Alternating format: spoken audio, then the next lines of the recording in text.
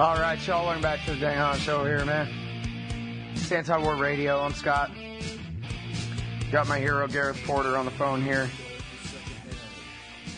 I'm on the second floor, but somebody's on my roof. Jesus, I hope it's not feds with machine guns. Yeah, probably not. There was a Cobra helicopter hovering overhead in Hollywood today. Maybe just for a movie. I hope. Okay. So listen, Gareth, welcome to the show, et cetera, as always. Thanks, Scott, as always. Thank you for joining us today. Now, listen, I got to ask you all about Afghanistan here, but I'm nervous, man, because I got to do live Russia TV today, and I'm going to debate Iran and their nuclear program, I think. Do you think I'm up for it? You are up for it as much as anybody in this country is. Well, that kind of worries me. There's you and me, and poor old Doc Prather's retired now, and there's Mohammed Sahimi, the heroic Mohammed Sahimi, Flint Leverett, and Hillary Mann Leverett, and Phil Giraldi. Am I out of people who are good on Iran? Well, Is that my whole list? There are other people, but I think the people who've really followed the nuclear issue very closely, you've covered most of them. Yeah. Well, there's only 300 million Americans, so it's not like, that's a pretty big percentage, right? That's okay. It's good enough for what we need right now. All right. Well, we'll see what we can do. You know me, I always interview my heroes like you on this show instead of these kind of right-wing talking point warmonger sorts. So and I thank you for that, Scott. I'll just whatever. I'll do what you can. I'll do what I can. If I fail, then that's okay too. I don't mind. But I want to stop a war before it starts. I can't end any of the current ones apparently. So if I can, preemptively stop a war, I'd like to try. Well worth trying. All right. So now tell me all about Saint David Petraeus, the future military dictator of America, the greatest general who's ever lived in the history of mankind, who won the Iraq War in a great victory and is now saving Afghanistan. Right. And let me start by giving my personal mea culpa here. It's time for me to confess that as much as I have been a skeptic, to say the least, about Petraeus and have, found his lying and deception to be egregious many, many times since he began to be the commander in Iraq in early 2007, I nevertheless believed that Petraeus was intelligent enough to see that when he took over as commander in Afghanistan, he was up against something very, very different, and that he would be clever enough to find a way to tack in Afghanistan so that he would not get tagged with what is certain to be a disaster. I mean, it's clearly a disaster, not just in the making, of already more or less made. And so I thought that he would have some plans up his sleeve that would take advantage of any off-ramp, as it's called in the Washington talk. I thought he would take advantage of them to basically find an exit strategy. He is doing exactly the opposite as far as I can see.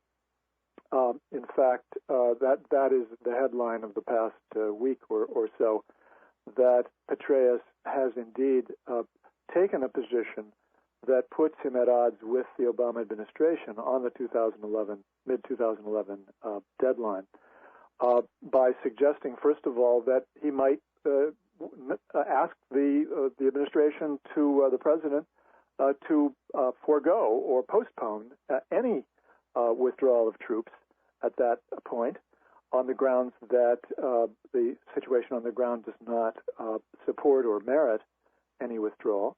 And secondly, a point that's, I think, less well understood, less well known, he has suggested that he would not even support a substantive or symbolic handover of security responsibility to the Afghan National Army, the ANA, by suggesting the way he characterized the handover that he would favor, and he didn't even call it a handover. He said, well, the United States would do a little bit less and the Afghan Army would do a little bit more. That's not a handover of responsibility by any means.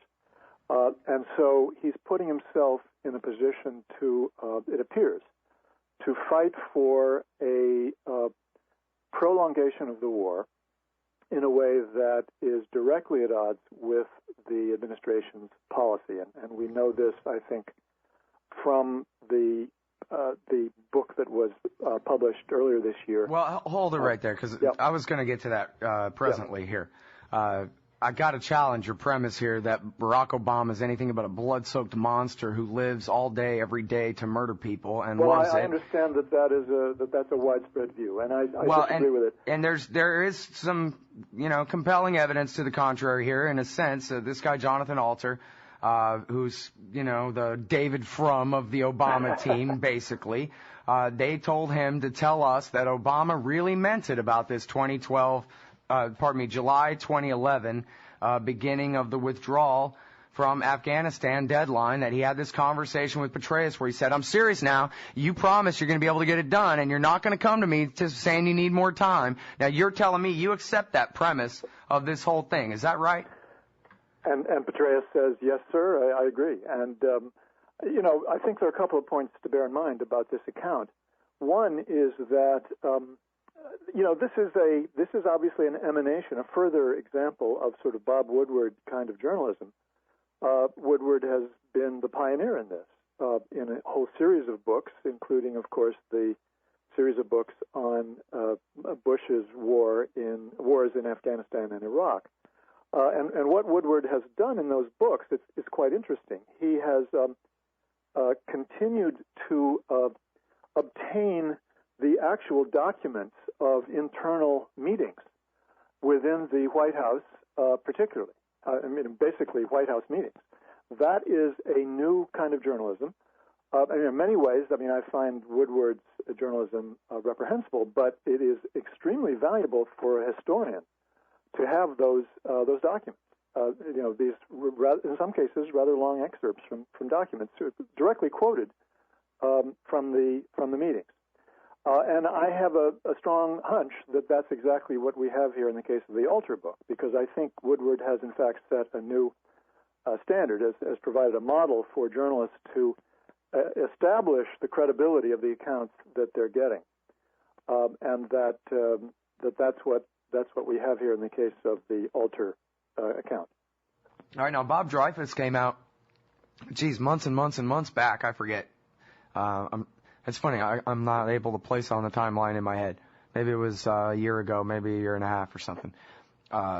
He asked General Petraeus, I think at an AEI conference, hey man, so what about the July 2011 beginning of the drawdown date? And Petraeus said, hey, let's not start moving the timeline to the left now, Dreyfus. It was August 2011. And Dreyfus says, no man, it was July. That's the West Point speech. Yeah, I didn't know about that.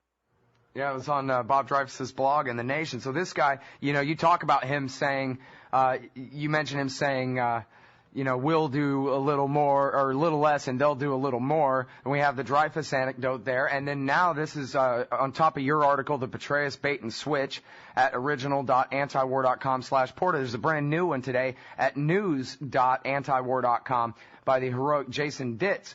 And it's called Petraeus Vows Not to be Rushed Out of Afghanistan. And et cetera, Bob Woodward's book comes out. Not to worry, insists General David Petraeus. He felt the need to come out today and again reiterate that he has absolutely no intention of withdrawing troops from Afghanistan and that he will not be, quote, rushed out of the country, Gareth. Right, and I wanted real quick, because we're going out to this break. I just wanted to mention that there are other reasons to believe that there is a very real conflict between Obama and Petraeus on this issue. So I'll take that up later. All right. We'll be right back, y'all, with Gareth Porter, Interpress Service, Antiwar.com.